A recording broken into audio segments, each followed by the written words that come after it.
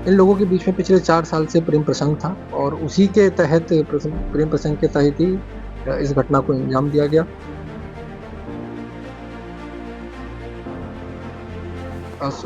गले का जो कपड़ा रहता है टॉवल, साफा, उससे गला का घोंट कर इनको मार दिया था। नीले ड्रम वाली मुस्कान की कहानी तो आपने जरूर सुनी होगी कि कैसी मुस्कान ने अपने आशिक के साथ मिलकर अपने पति की हत्या की और फिर उसे काट कर ड्रम में भर दिया था।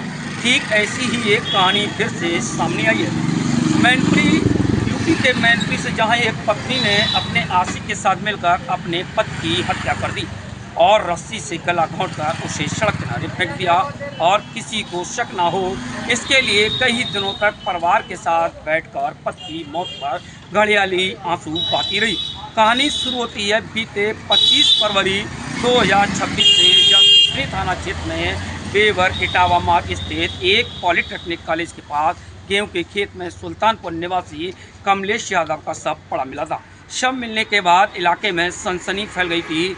इस मामले में मृतक के भाई अवधेश यादव उर्फ वंटू की तहरीर पर पुलिस ने अपहरण और हत्या का मुकदमा दर्ज कर जांच शुरू की। 21 फरवरी को एक व्यक्ति की मिसिंग 21 तारीख को एक व्यक्ति की मिसिंग लिखी गई थी, जो कुसमरा से मिसिंग हुआ था और उसकी 25 फरवरी को उसकी मृतक अवस्था में उसकी डेड बॉडी हमको कुसमरा के एक पॉलिटेक्निक कॉलेज के पास गेहूं के खेत में जाके प्राप्त हुई थी। उस पर तब से पुलिस इसमें लगातार काम कर रही थी और सर्विलांस के माध्यम से और थाना पुलिस ने लगातार काम करने के बाद आज 4 लोगों को पकड़ा है, जिसमें 3 पुरुष और 1 महिला है।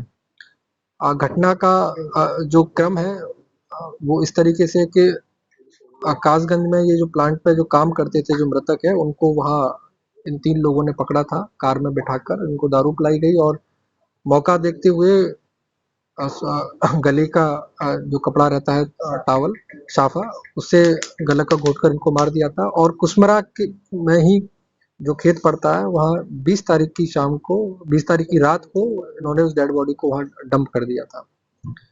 और इसका जो मेन कारण है वो ये है कि मृतक की जो पत्नी है सुनीति, और जो अपराधी है शिथलेश, इन लोगों के बीच में पिछले 4 साल से प्रेम प्रसंग था और उसी के तहत प्रेम प्रसंग के तहत ही इस घटना को अंजाम दिया गया।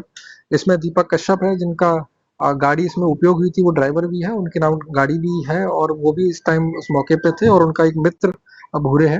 इन तीनों ने मिलके इस घटना को अंजाम दिया। मामले की गंभीरता को देखते हुए एसपी के निर्देश पर विशेष जांच की टीम की गठित की गई, लेकिन जांच के दौरान पुलिस को चौंकाने वाली जानकारी मिली।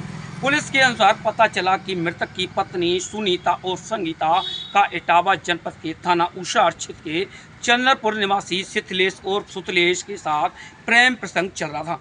पति कमलेश इस रिश्ते से बाधा बढ़ रहा था, इसलिए दोनों ने उसे रास्ते से हटाने के लिए खौफनाक साजिश रच डाली। प्रेमी शिथलेश ने अपने साथियों दीपक कश्यप और बूढ़े विष्णु कुमार के साथ मिलकर कासगंज स्थित नोवा डेयरी प्लाट से कमलेश का अपहरण कर लिया।